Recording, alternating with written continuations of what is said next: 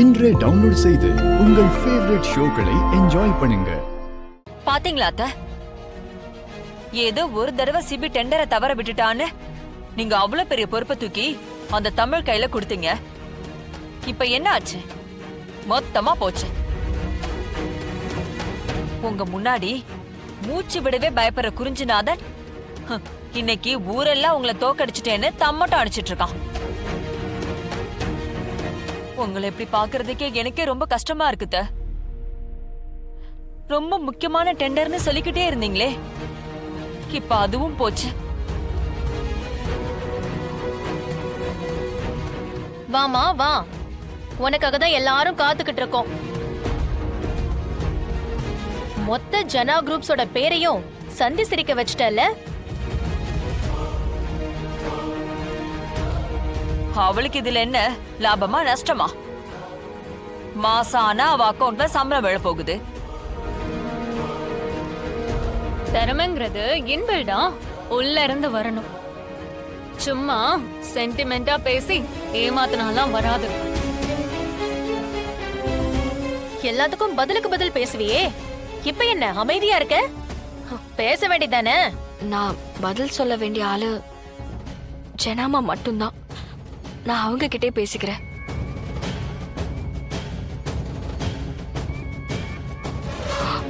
ஜனாமா, நீ ஏன் சரியான நேரத்துக்கு போல?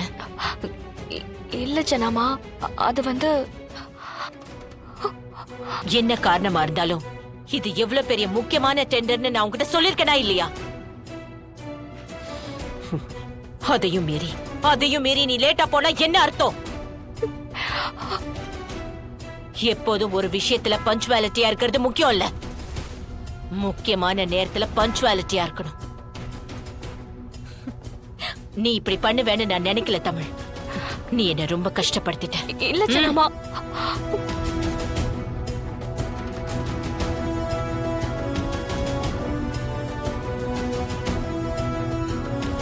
இவளை வீட்டை விட்டு துரத்த இதுதான் நல்ல சான்ஸ்.